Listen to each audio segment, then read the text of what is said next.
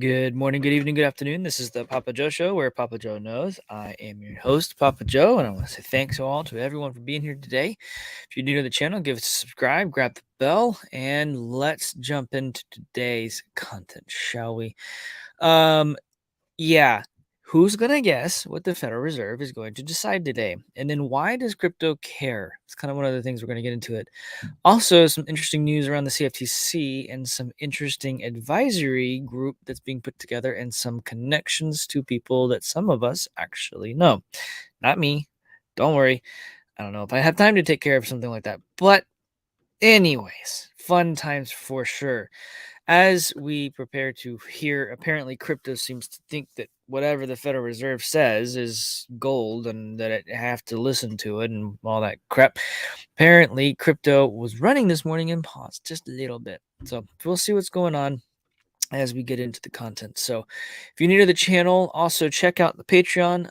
I do that in the afternoon, even if you don't listen or watch those videos or anything like that and just want to support the channel and everything that we do here at the Papa Joe Show, that helps tremendously. So thank you for those of you who are in there just to throw that out there.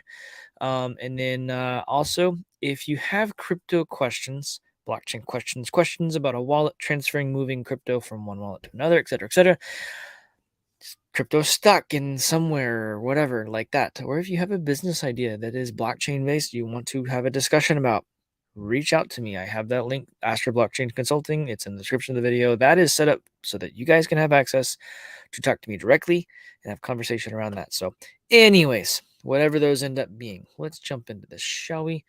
So the Federal Reserve is between a rock and a hard place as interest rate decision looms, which is supposed to be today. I don't actually know if it is happening right now or not. I don't ever pay attention to it while it's live. I try to catch it on, the highlights, just like most people do on the back end. So Federal Reserve officials will convene this week for one of the central bank's most uncertain policies meetings in years, forced to balance the consequences of a banking crisis and inflation that remains well above target.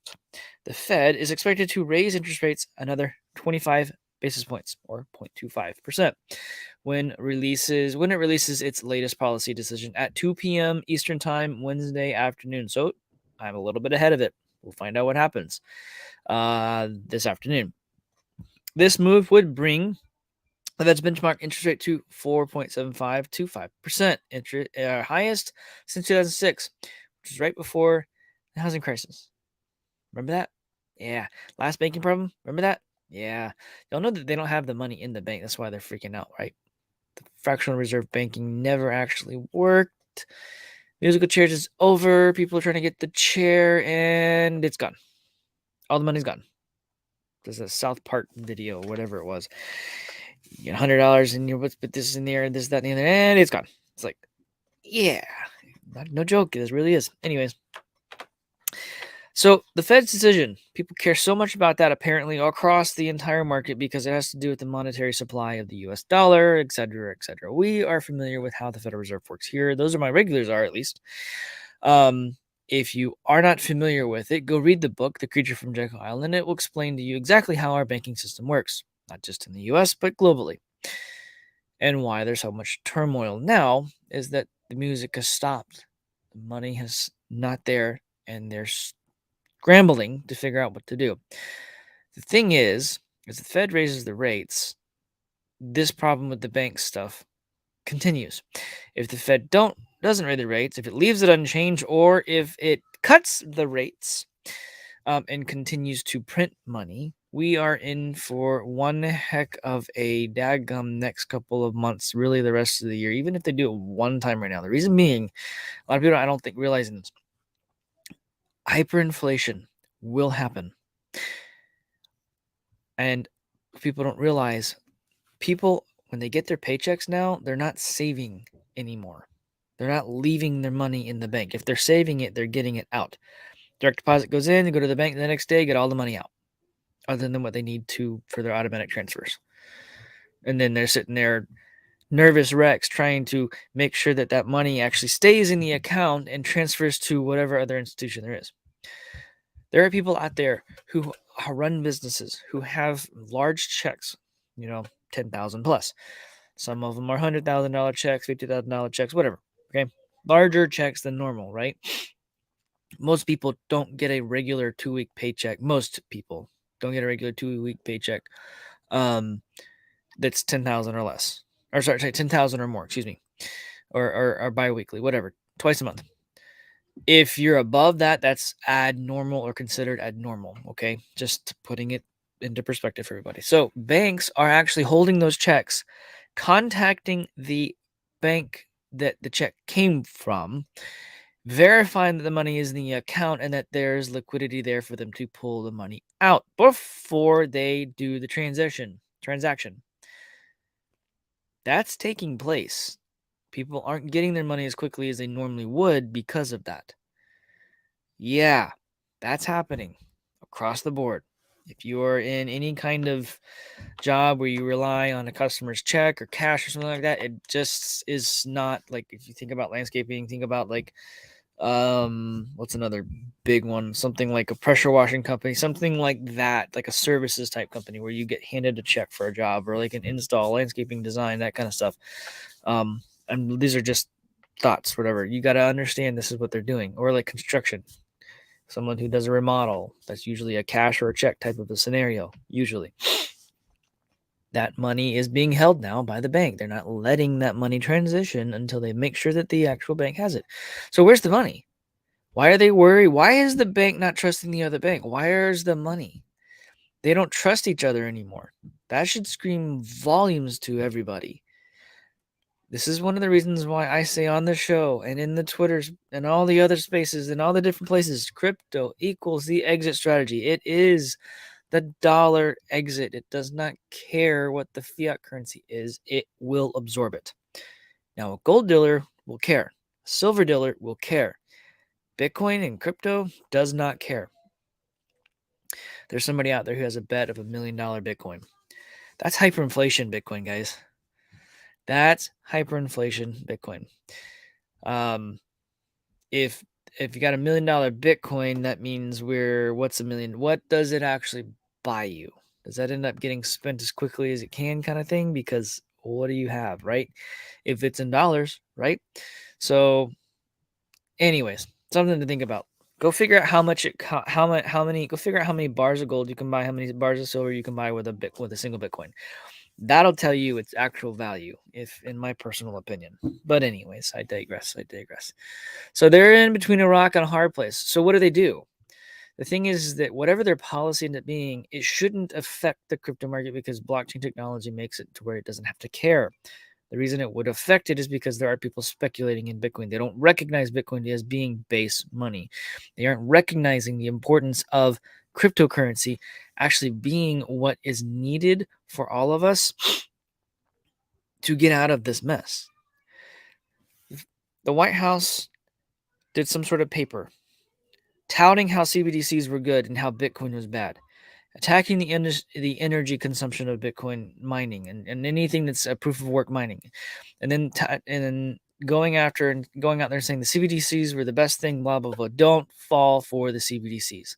They'll offer you some sort of incentive. We'll give you 5 to 1 or 10 to 1 for whatever you put into the system, kind of thing. And the thing is then they got you. Then you're stuck, and then there's nothing you can do about it. You have a very short window now. Very short window. I am not trying to do any kind of FUD. I'm being real with you guys. There's a very short window that you will have to be able to get any of your money into crypto, because when the CBDCs launch, which they're trying very hard to do, if those actually launch, they will be it's programmable money. They will not let you actually transfer into Bitcoin, etc., etc. Personal opinion, just looking at the dots and connecting them. That's what we do on the show. So the Fed actually has to choose between the generational inflation or the first banking crisis of 2008, finance professor says. Now, why would someone say something like that? Well, generational inflation, meaning hyperinflation. They're just changing the words, guys. Except it's real. That's like 1929 problems. That's like 1930s problems. What happened? Go look at what happened in 1933. Historically speaking, you'll love that rabbit hole. You'll.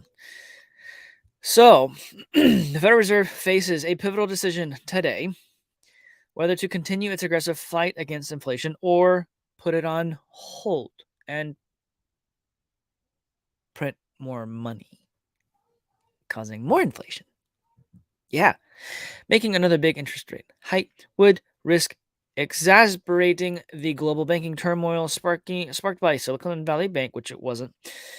Failure on March 10th, raising rates too little or not at all, as some are calling for, could not only lead to a resurgence of inflation, but it could also cause investors to worry that the Fed believes the situation is even worse than it thought, resulting in more panic. Right now, this is what's probably going to happen, in my personal opinion. If the Fed does nothing, people will run and get their money out of the bank. If the Fed raises rates, they will go get their money out of the bank. If the Fed cuts rates, people go get their money out of the bank. They're stuck. The reason I say this is because we are going to see a bank run. We already have. That's why these other banks have failed. Except, well, Signature Bank didn't fail because of that, but it's contagion. It started. Please understand. Please understand. This is what's going to happen. This is where they're at.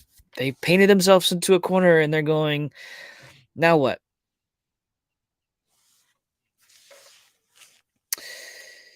As a finance scholar, this dude, I'm quoting this guy here, quotes, as a finance scholar, I have studied the close link between the Fed policy and financial markets.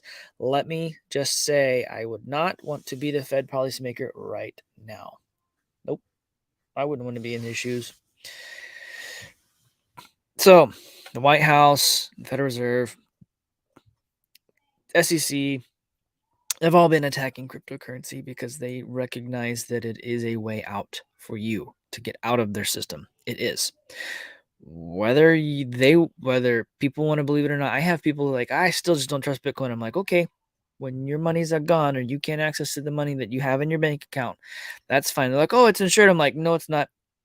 They're like, yes, it is. I'm like, no, it's not, because the FDIC has 168 billion on hand, and then they had 100 billion line of credit from the Federal Reserve, and now the Federal Reserve, they ate through that with SVB because they decided to backstop all of the accounts because only 10% of them were insured. So there goes the FDIC's money. How else are they gonna? It's gone. It's gone. The money's gone. There's no insurance money to pay. So since that happened, oh, by the way, has any show of hands, because I haven't seen it, has anyone had anyone verify that they've been able to pull their money out of the collapsed SVB? They said they were going to be able to pull it out on the following Monday. Did that actually happen? Are those people actually able to pull their money out? Did they actually do that? Or is that money still sitting there on lockdown because they need to make sure things are safe again? You need to go. Someone needs to go out and find it. I haven't been able to find it. Someone needs to go out there and see what's going on with that. I would love to see what's going on with that one. So all of that's taking place, but I want you guys to understand something. They're attacking crypto, but there's another area of crypto that's actually doing really well. CFTC names crypto leaders from Circle, TRM Labs, Fireblocks, among others, to new tech advisory group. The CFTC has named former White House official Carol House, which is an interesting. I wonder if she's connected to those houses. You know what I mean? I think y'all need to. House was the name used in one of the people that were part of the Federal Reserve creation at the Creature from Jekyll Island discusses and whatnot. I'm wondering if that connection is there. But anyways, I don't know yet. I have to dig on that. Just throwing it out there for anybody who likes to dig.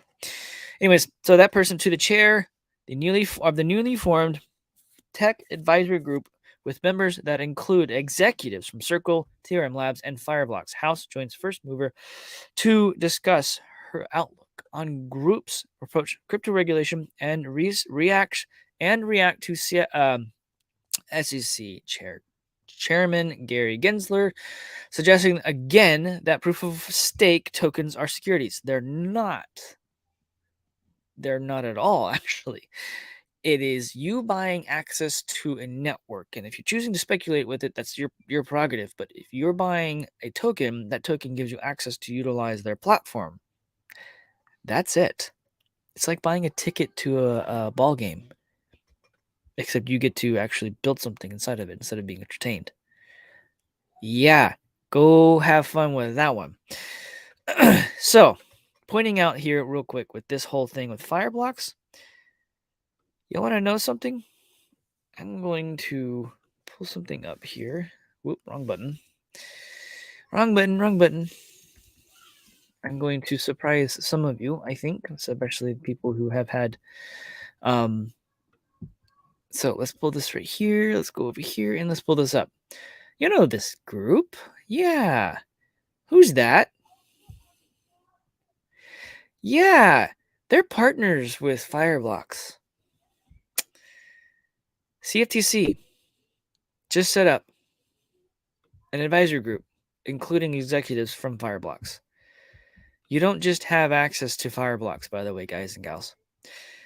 Fireblocks has a long waiting list of access to their platform. But Viva has had them for a long time, before even Caleb and Brown or anyone else has had access to them. These guys aren't playing around. They're not joking around, and they're not doing anything crazy except providing an amazing solution to their customers. I advise for them. I give them advice on different things. I highly recommend you check them out if you would like a traditional style of custodianship. They are worth at least doing your due diligence on. So, CFTC is using Fireblocks on their actual thing here, and those guys know their stuff. I have personally met with some of them. I've talked to them and been in conversations with them. They know their stuff. So if they're actually going to challenge the SEC, I actually feel really good about that advisory board being stood up. Just throwing that out there for you guys. So you got the White House attacking it, and you got CFTC coming and saying, actually, no, it's not actually what you're saying it is. Here's what it is. I love that they've got Fireblocks involved there. Circle, I'm still kind of, they're actually seem to be doing better now, whatnot. So anyways, the White House says it's bad, but Ted Cruz comes out and introduces a bill blocking the Fed from adopting central bank digital currency. Republicans cited privacy concerns as a reason for opposing the central bank digital currency for customers. Why would they cite privacy concerns? Because it's programmable money that's going to be one-to-one to dollars.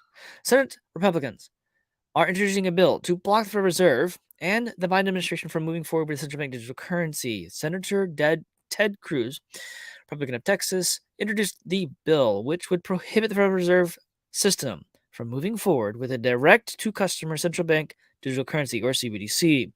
That would effectively be a dollar-based cryptocurrency. The federal government has been researching and the possibility of a U.S. CBDC under the executive order President Joe Biden signed on March 2022. They've had it built for a while, y'all. Just so you're aware. The federal government has no authority to unilaterally establish a central bank digital currency, Cruz said in announcing the bill's introduction. The bill goes a long way to make sure big government does not attempt to centralize or control cryptocurrency, and instead allows it to thrive in the United States, which is what it needs to do. Just give y'all a heads up, Texas will end up being the central hub for everything financial in the coming years, possibly sooner. Texas will take that mantle from New York. It will. Just watch. Anyways, we should empower entrepreneurs like me, enable innovation like Nick Saporano and the Divi Project, and increase individual freedom like we all need. Not stifle it. Thing is if they do this, if they actually try to produce a CBDC, I'm telling you, it's like having a faucet and turning it off if they don't like what you do. You think those 15-minute cities are a thing? Wait till that happens. Anyways, go look into this. I'm really happy that he actually put that out there. I think it's great that he did, and I think it's fantastic that he's pushing the forward with that. So Bitcoin is on a nice trajectory here. That's a really nice trajectory, y'all. My amazing wife, Mrs. PAPAJO, says that she thinks that Bitcoin will be $30,000 by the end of the day based off of some of the stuff going on today. I think she's probably going to be right. I agree with her. The Dow is down, S&P 500, and the NASDAQ are down. Gold is up, silver is up. Divi is, I don't know what's going on with that right now. We'll talk about that one later. I need to dig into that one. I haven't looked into that in a couple of days here. Matic, Axie, I clicked the wrong one. Matic looks like it's coming down a tiny bit here. I think that we're looking at a very, very interesting time where we see, well, now that's weird. Oh, that's the wrong. I'm looking at the wrong. I need to close that one. Come over here. XRP. Let's go over to what's a good one?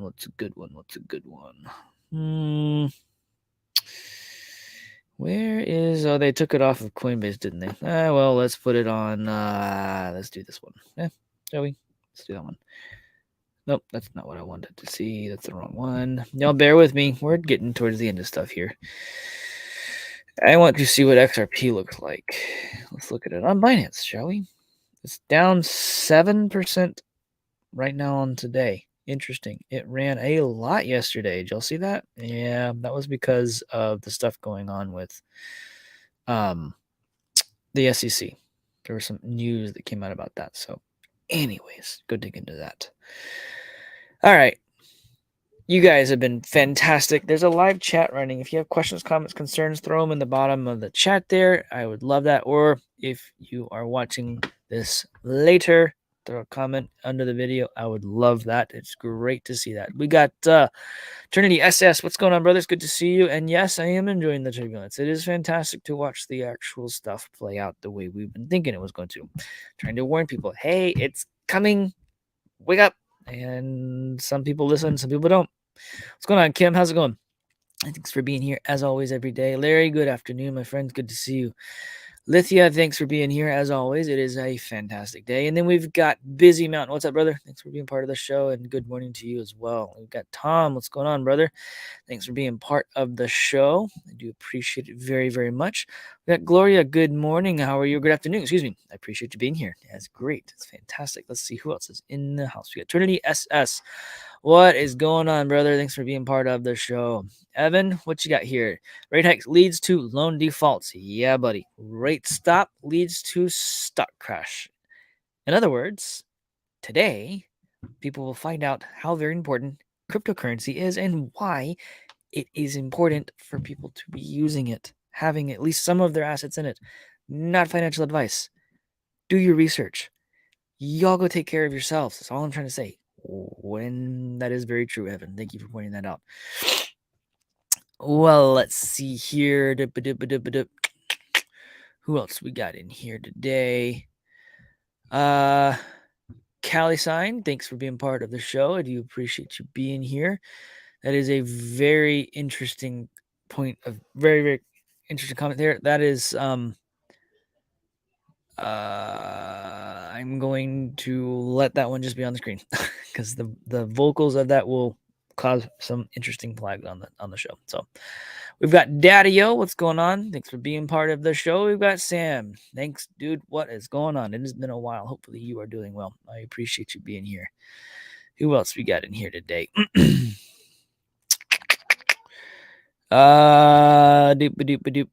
Cool stuff. All right. So you guys all having a beautiful, wonderful day. I will see you all Friday. Unless something crazy happens, I'll pop in and do a quick little live show. I appreciate all of you being here. Check out the Patreon. Check out the different links in the description of the videos. They're on every one of them. So grab them. Share this out on your socials. I would love to grow the audience. Y'all have a beautiful and blessed day. Take it easy. I'll talk to you soon.